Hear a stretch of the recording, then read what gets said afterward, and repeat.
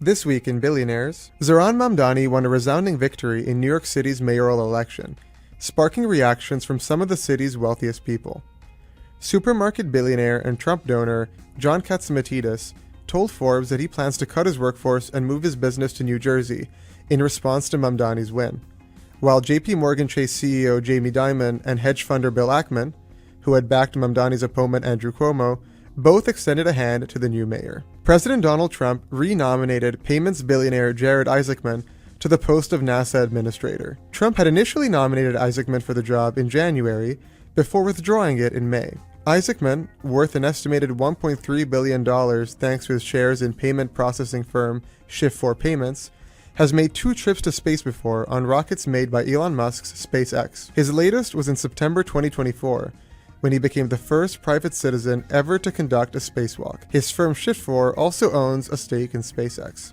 Nvidia shares fell by 3% on Tuesday after Japanese tech giant SoftBank disclosed that it had sold its $5.8 billion stake in the company in October. The drop wiped more than $150 billion off of Nvidia's market capitalization, part of a $300 billion drop since the stock hit a high of $207 per share on October 29th. That's also led to 2 of Nvidia's 7 billionaires at the time, Executive Vice President Jay Puri and venture investor Brooke Sewell, to fall from the billionaire ranks. Welcome to Beyond the Billions. I'm Giacomo, and joining me today is Alan Ohnsman, a senior editor here at Forbes. Alan, so great to have you here today, and you've been covering Tesla and Elon for so many years now, but does Elon still respond to your emails or phone calls, or are those days behind you? No, that ended a long time ago. Good to be with you, Giacomo. My experience with him goes back to 2006, and up until about 2016, 2017, we were still in pretty regular communication, but really not since then. I texted, email him, and like most reporters, there is only silence. I think if you want to communicate with him, you go on to Twitter or X rather, and Right. send him something directly. I'm not terribly comfortable doing that, frankly. When you're working on a story, when you're reporting it out, I have, some hesitation to put out there to the world exactly what I'm working on and trying to Right. get him to comment on it. Well, you've been covering the EV industry for so many years now, and it's gone through so many different shifts, right? I guess if you're looking now sort of backwards, what have been sort of the biggest sort of mind-boggling shifts or things that have really changed the industry? I know it's a big question, but what sort of comes to Oh mind? no, it's a great one. When I started covering the space, it was for Bloomberg in 2001 when they moved me to Los Angeles, and that was in the dying days of what was called the California ZEV program, Zero Emission Vehicle Program, where we saw these really pretty terrible EVs in the late 90s that came out. They were running on nickel metal hydride batteries. Lithium ion wasn't really even a thing at that point. Range was terrible, 50 to 60 miles, and it was it was quite an effort, but it was really a failed experiment. And so those cars kind of began to disappear. And then around 2005, 2006, there were rumors of this new company that had something in the works that was going to be quite different, Hmm. and that turned out to be Tesla. And Tesla, for whatever anyone thinks about Elon Musk today, the impact that company had is remarkable. We would not Hmm. have the modern EV industry were it not for Tesla. And the big thing that they did that was kind of shocking and seemed ridiculous at the time was taking off-the-shelf laptop battery cells, commodity battery cells, packaging them together, making this enormous battery pack, and putting it inside a Lotus, a modified Lotus Elise sports car, and having a couple hundred miles of range, and the thing was crazy fast. It seemed ridiculous at the time because I was writing about big automakers, Toyota and Honda, Hmm. and Hyundai in particular, and every automaker, every engineer would tell you that's no way to do an electric car. You have to have a special battery. It has to be a giant cell, but these things cost a fortune, so this will never work. And that idea that Tesla came up with Did not come from Elon Musk. It was not Elon's idea. It came from Martin Eberhard and the other original founders of the company that are forgotten to history for the most part. And Martin came out of the disk drive industry. And I remember him telling me once when I said to him, this seems ridiculous that you have thousands of individual cells in the battery pack because that's 6,000 or 7,000 failure points. If one goes bad, if you get thermal runaway when they overheat and they start to burn, the whole pack goes bad. And he said, well, on your computer, you have a hard disk drive. Do you know how often you experience hard disk drive failures when you have total shutdown? And I said, I've never had total shutdown. He said, that's right, because there's all of this extra bandwidth that you never use. And so this idea that you could make a battery pack with all of these thousands of individual cells to give a pretty substantial amount of EV range that was unimaginable, because again, the best EVs from a few years earlier could only go 50, 60 miles, not even 100 miles. Tesla says we're going to do 200 plus with their first car. So that was really, like, intellectually, that was a game changer, and it seemed like a dumb idea. And in fact, it's exactly where the entire industry went. So everyone followed and began doing a similar approach where you no longer needed a specialized battery initially. You could use commodity cells, put them together and do this. And so that idea was enormous, and it took a while to sort of catch on. And then fast forward from 2008 when the Roadster came out to 2012 when the Model S went into production. It was next level. It was so much more sophisticated in terms of the packaging, the design, the range, everything. No one had ever conceived of anything quite that sophisticated before. And I don't think, there's nothing that's been as impactful since the 2012 Model S, the appearance of it. It didn't sell in huge numbers. It cost $90,000, $100,000. But just what it did and showed what you could do with this technology, it was a huge game changer. And then you fast forward several more years to the Model S, which was a more affordable, the Model 3, a more affordable mass market EV that Elon kept claiming would sell for $35,000. It didn't. It was 45 to 50. One of many claims that's turned out to be, yeah. Famously, no Tesla model ever in the history of the company has actually sold for the price he said it would. So whatever price he claims, it's not going to be that price. And then the Model Y, which came right around the time of COVID. And the Model Y was interesting because it didn't seem that extraordinarily different from the Model 3. It visually looks kind of the same design language, and yet it's gone on to just be a monster seller. It has been the world's best-selling individual vehicle of any type, I think in both 2024 and maybe 2025. So that, when you think about things that really have sort of defined the space, you can take nothing, you can't take away from Tesla the impact the company has had. And that then spurred everyone else across the world, frankly, in the industry to get in the game. The US domestics have begun doing more products, the Koreans, the Japanese, but really it's China. And China, more than any market, looked at what Tesla was doing and learned from it and has now surpassed it, frankly. The key to Tesla's profitability was when they opened their Shanghai plant. And at the time, for those of us who've been covering the space for a long time, it was shocking because China allowed Tesla to wholly own its Chinese operation. No other company was ever granted that freedom. Every and across other industries, right? It's very rare in general, right? Yeah, absolutely. China requires any foreign manufacturer tech company to have a domestic partner that owns 50.1% in the partnership. So you have a majority local partner. Tesla was given freedom to outright own its operation in Shanghai. Unbelievable. And it got generous local funding from the banks of Shanghai and government funds. So it got assistance from the government in terms of financing that plant.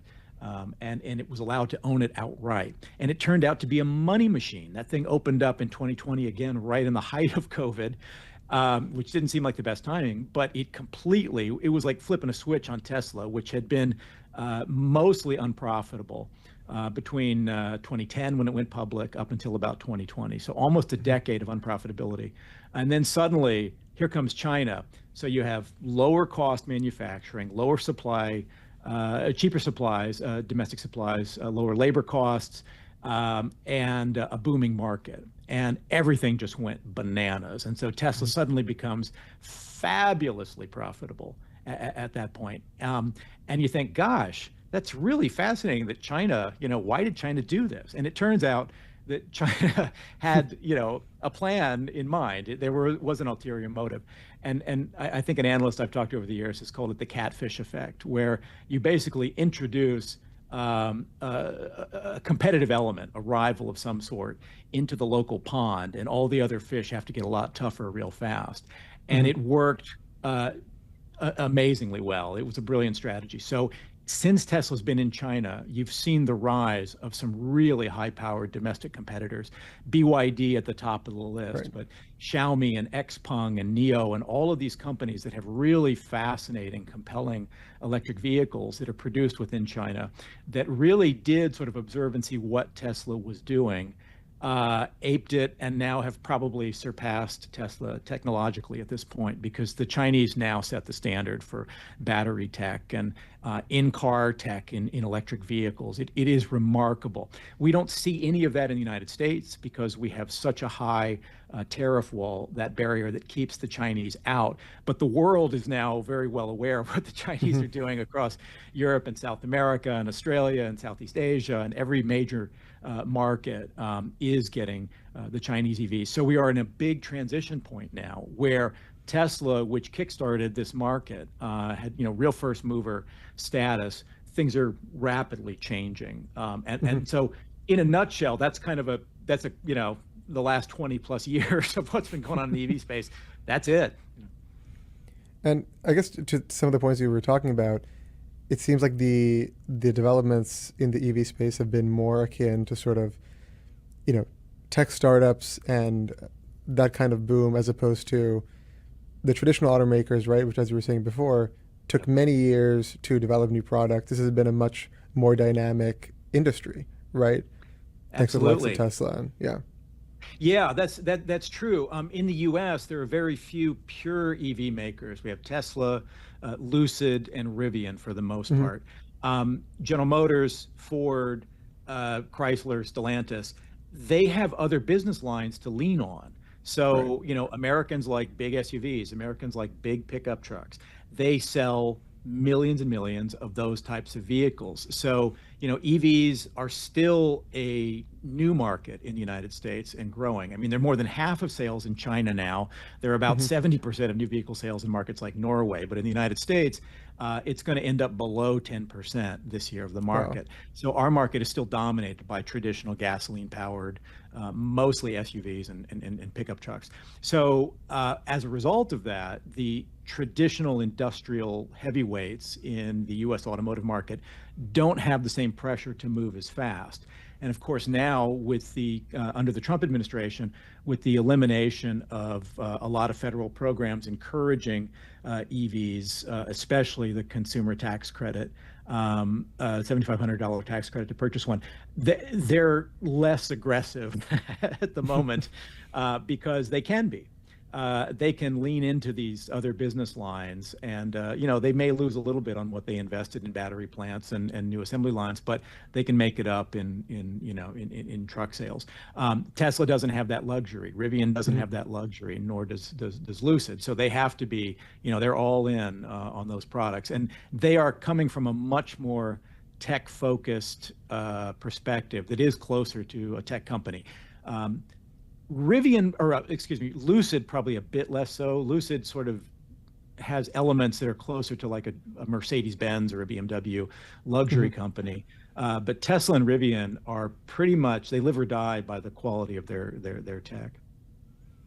I mean, that's another challenge you just brought up for Tesla and the other players in the U.S., right? The lapsing of the elimination of these subsidies. You talked about, for Tesla, now kind of losing ground in China, right, against the local competitors. That's correct. Obviously, as we all know, Elon was heavily involved in the government earlier this year with Doge, and he's since scaled back his involvement there in part right due to concerns from Tesla shareholders.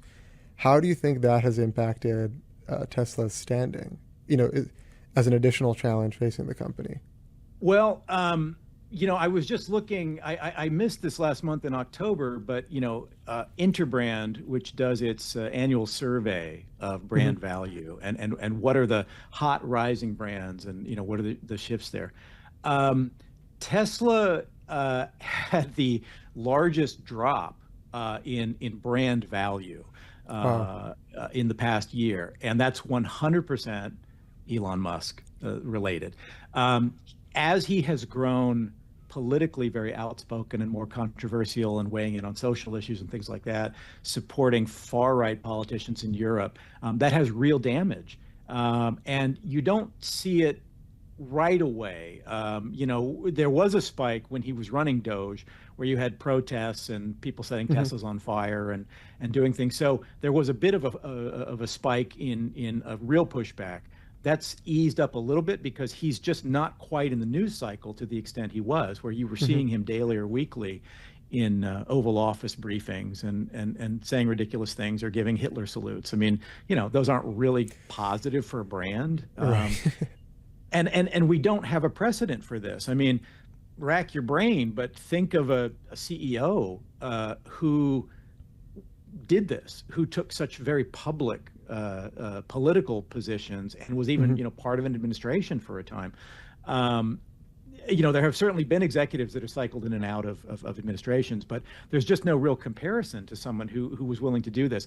And it raised these huge questions, and this has been an ongoing issue with Tesla's board. Why do they permit this, and why do they not make an effort to put some restraints in? And at this point, it seems like it's like a suicide pact. It's like, this is what's happening. And we're just going to stand with it. We can't change him. We can't stop him. We're just going to live with it. So there has been this corrosion to the brand. And again, Tesla still ranks among the top 50 global brands, but it dropped about 35% in value. It had the most precipitous decline year over year in brand value. And if things continue as they are, it's going to get a lot worse. It has funneled through to sales. Tesla's, you mentioned China. Tesla's sales are down in China, but it's not because of how people view Elon. The Chinese don't care really about Elon. They generally like him. I mean, billionaires and entrepreneurs are generally popular in China. The issue there is just better, cheaper local competition, more affordable EVs and cooler stuff from rivals. Europe is where you're seeing the real turn, where the European market has completely soured on Tesla this year, and it's entirely because of him. He's backed right-wing German political leaders and lobbied for things that are people just don't find appropriate in that market. So the biggest effect we're seeing is certainly across Europe. And here I'm in Los Angeles, I'm in California. Definitely, California, which is the key market for EVs in this country, Tesla's fallen precipitously. It's down about 20% year to date in the California market. And the only thing you can look at is like, yeah, that's Elon. People don't want to be associated with the brand because of him. And I've been doing this a long time. I've never seen a company and a CEO and a public company and CEO so willing to just, piss off, at least half your buyer base, if not more, because survey after survey shows, who buys EVs in the United States. It tends to be people not on the far right. Moderate to liberal political consumers. So that's a very risky thing. Clearly, it does not trouble Tesla's board. And as we see last week, the board advocated a $1 trillion pay package for him over a decade, and 75% of shareholders said that's fine by us. We're totally cool with that. So they accept Elon warts and all at this point.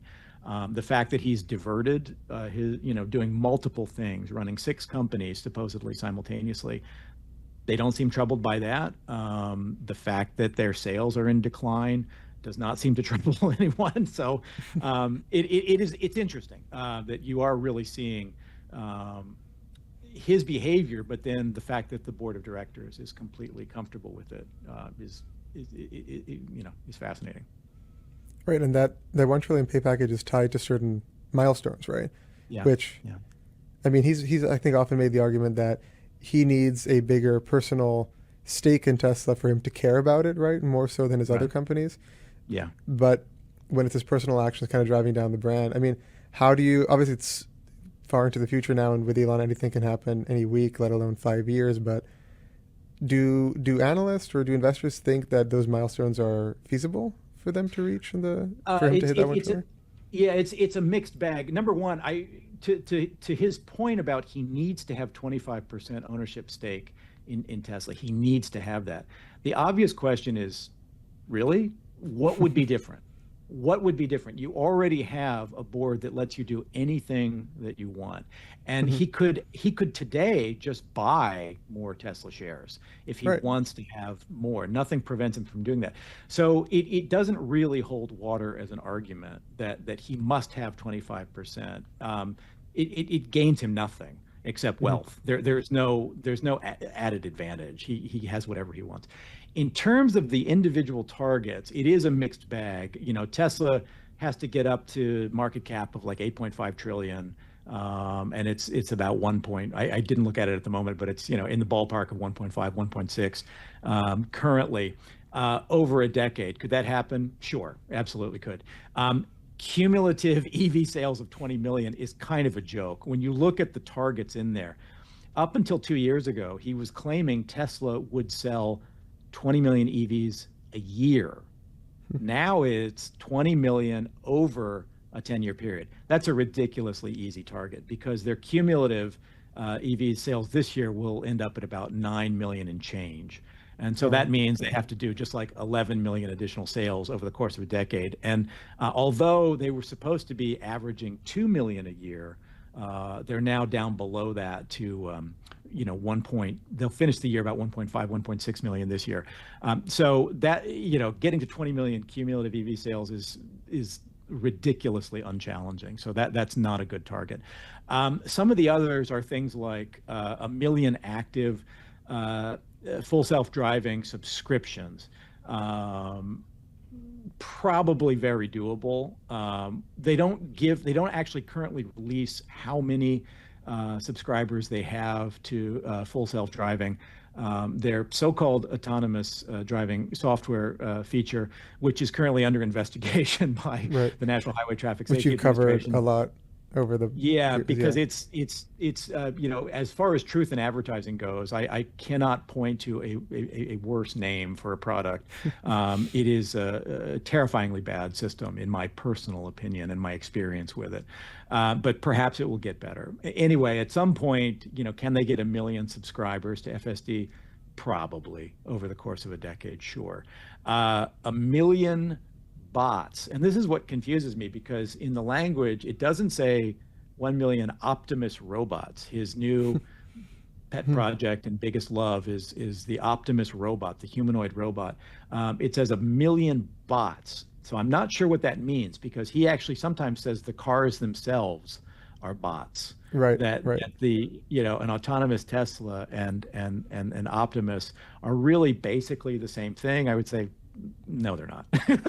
That's not really accurate at all. But so there are some fuzzy things in there. One Tesla investor who was once a massive, fanboy and has now become a very hard critic.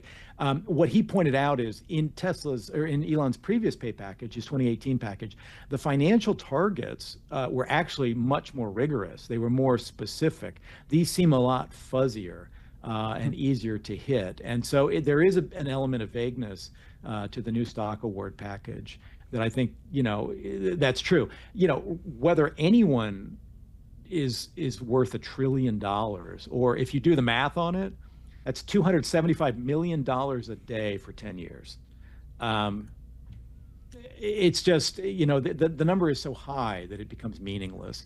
As with his direct ownership stake in the company, he's at about 13% today. He says I must have 25% to maintain control.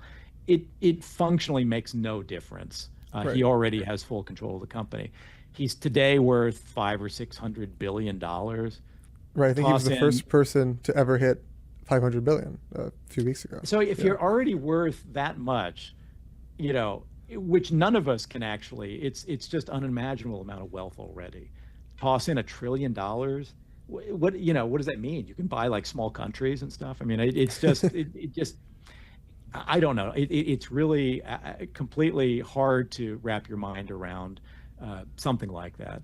And at the same time, we should point out we work for Forbes, and we write about billionaires, and we write about things like philanthropy.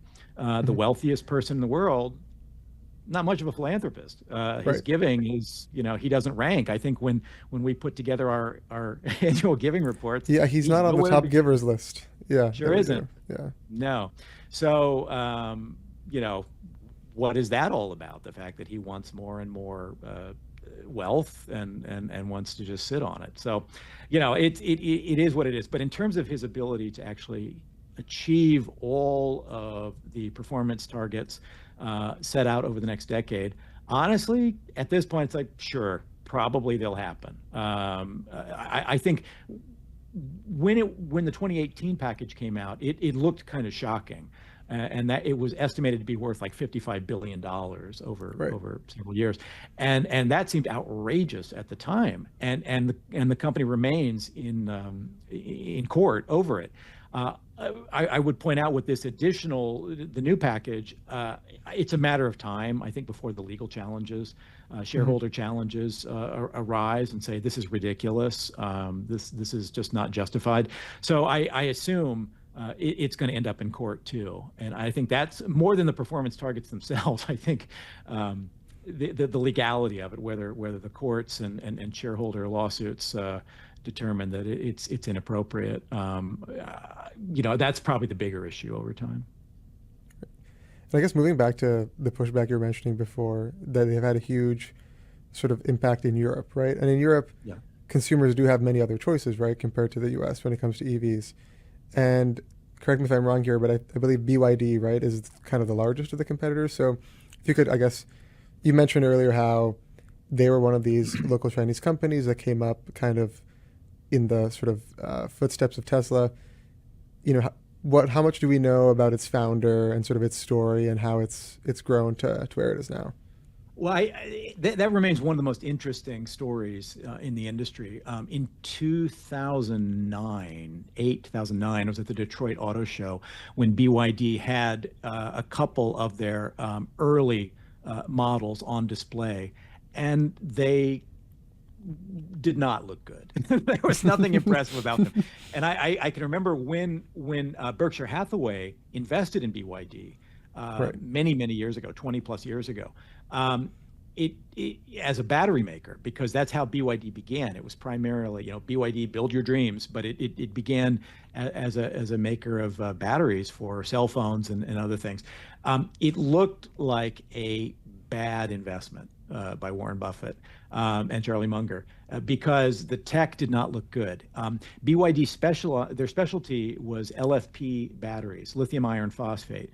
Lithium iron phosphate, especially 20 years ago, was a really heavy battery pack and not very energy dense. It did not have the same energy density of a lithium ion battery.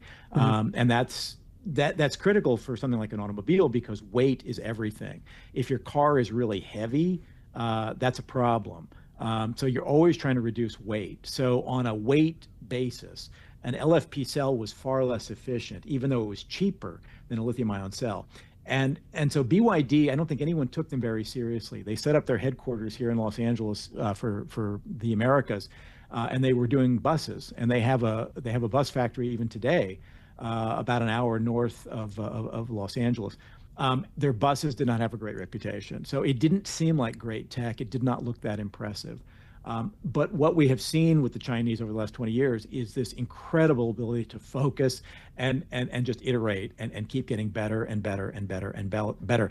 And now, not only does BYD have terrific designs, but their LFP battery chemistry is one of the hot chemistries in the market. General Motors, Ford, other companies are partnering with South Korea's LG to do their own LFP battery production lines here in the United States. Tesla also has adopted LFP and is using LFP cells for its stationary energy storage units. So it is remarkable, just like when we laughed at Tesla using 6,000 laptop cells in its early iteration, like that'll never work.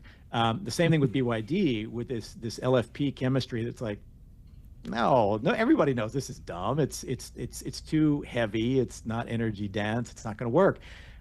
Fast forward to today, it works great. And BYD's done all sorts of remarkable things. They have, a super rapid charging system that is unlike anything we have in the United States, where you can repower your EV in minutes. Right. And China has just become remarkable. The pace of sophistication is, they are really setting the pace globally at this point. So that's a real challenge for everyone. But BYD does other things. I mean, they make monorails and solar panels. And so it's a really fascinating company, but it all started with batteries. And Wang Chuanfu, the chairman and founder, is a battery chemist. That's, he's the opposite of Elon. I've talked to him a couple times, not recently, but in the early days, I had access to him, and I met him once at their Lancaster, California bus plant. He's very low key. He's the complete opposite of Elon. He doesn't say anything bombastic. He's very mild mannered. Their real interesting executive is Stella Lee, who ran the U.S. operations, and she's kind of like, she's become sort of the face of the company internationally as they expand into Europe and South America and other places. You'll always see Stella there when they're opening up something new. And so she's pretty interesting. And I think last year or early this year, I guess, I made a list of who could replace Elon at Tesla if Elon were to leave. Here are 5 people that could do the job. Stella's at the top of the list. I'd say if Stella would be a really interesting future Tesla CEO if she were willing to leave BYD, but at this point, I don't know why she would, because BYD has passed Tesla to now become the world's largest EV maker. They've already been bigger than Tesla for a while, but they do both plug-in hybrids and full EVs, and Tesla, of course, only does full EV. Right. But that strategy has worked out great for BYD because it allowed them to get into Europe. If they sell a direct, just pure EV in Europe, the tariff is extremely high. But if they sell a plug-in hybrid in Europe, they avoid this really high tariff. And so they've really been flooding Europe with some very affordable long-range plug-in hybrids that might get you 60 to 100 miles of all battery range. And for most people, if you think, well, wait, how much do I drive every day? 20 miles. Plug-in works great. It's got a gasoline engine in it, but I don't need to bother with the gasoline engine. I plug it in my garage, and I'm all charged up, and all of my driving is covered. So that's strategically something a little different than what Tesla does, and Tesla will never do that.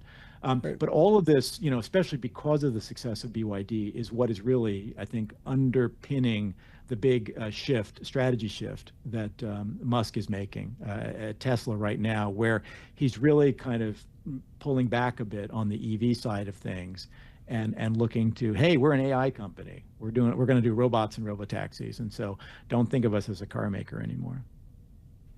Right. And then if we look back at the US, right, I wanted to briefly ask you about, I remember in 2020, 2021, there were all these SPACs, some of which I think were, with the EVs like Fisker, I think Lordstown Motors, but it's sort of, it seems like the most prominent competitor, mentioned Lucid, but the one that you've written more about, and the founders on our Billionaires list was RJ Scaringe and Rivian. And you did this great story, I think a few weeks ago, looking at how he now has this new sort of mass market car, and the future of the company, and I guess his fortune kind of really rests on this car, right? So 100%. Yeah. Just wanted to, I guess if you could unpack that a little bit and how, how much, I think, how likely that really is, I guess. That's going to be one of the big stories, I think, of 2026, because that product has to be right, because everything is riding on it. Rivian's done very well. If Rivian, despite, a lot of setbacks, if they had launched about 2 years earlier, they probably would be much further along at this point. But they began production essentially right when COVID hit, and they just got hammered by everything when we saw, in part shortages and inflation that all resulted, as a result of COVID, that just screwed up things. And so timing ended up being really bad for Rivian. But RJ Scaringe is an interesting person because, he's got a PhD in mechanical engineering from MIT. He's been for last 20 years, like planning and envisioning these products that he wants to make. He was deeply inspired by Tesla. The first time I interviewed him was probably 2017 when they were coming out of stealth. And he made no bones about the fact that it's like, yes, I mean, what Tesla has done, we want to follow that example, and we want to take it further. And he targeted the biggest market in the United States, which is pickup trucks. The U.S. is the world's biggest market for full-size pickups. In fact, it's like one of the only markets for full-size pickup trucks. That is the heart of the market. And so he started with the highest volume product in the United States, a pickup truck, the R1. It's kind of a cool vehicle, but it's expensive. It's like a $90,000 to $100,000 vehicle. And then he added a large SUV off the same platform, the R1S, and it's still also like an $80,000 vehicle. So the products are fine, but there's not a lot of volume at that price point. And Rivian's got a lot to live up to because this is by far the best funded automotive startup I think ever. They had raised so many billions before their IPO, right. And then they went public, and so they've just raised an enormous amount of money. Up until even last year when they did a big deal with Volkswagen to supply software and tech to Volkswagen. Amazon has backed them. Ford has backed them. They've had all these major top tier supporters. Amazon, they also make these delivery vans for Amazon, right. Which I see a lot of out here. I don't know overall that the volume has been as high as they had hoped of that. So their initial phase has been very promising, but there's no volume in that. Lucid is specializing in very expensive premium vehicles, and they don't at this point have the volume aspirations to be a mass market company. Rivian does. So coming up soon, they're in pre-production now, is the R2, which is going to be about a $45,000 SUV. And that's right at the heart of the market because, US buys a ridiculous amount of crossovers and SUVs, and $45,000 is not an unusually expensive price point for that. So, if they're coming out with something that'll be $30,000 to $40,000 cheaper than their current product, I don't know how much lower below that they can get. I mean, the closer they can get to 40 or sub 40, so much the better. But in terms of volume, they're really anticipating a major shift with the arrival of the R2 that's probably going to be out in the first quarter of next year. So it's really important. But they're doing what Tesla did, because Tesla started with extremely expensive models and then worked its way down to the mass market. Rivian is doing the same thing, but the market's not as patient now. Tesla had a decade to get to profitability. Rivian went public in 2020, and it's 2025, the year's almost over. Their margins looked a little better for the last quarter, but they're not profitable yet. They're probably still 2 or 3 years away from pure profitability. And if they get there, it's going to be the R2. So they really, investors have been somewhat patient. But again, you talked about the SPAC boom, the SPAC bubble actually during COVID. Yeah. We've seen Rivian go from $150 a share to about a tenth of that currently. They're about. I remember when he was a newcomer to the Billionaires list, right? Thanks to that. That's right. That's right. And it was entirely because of that, because we had that hyperinflated market at that time. Well, Alan, I always learn so much talking to you.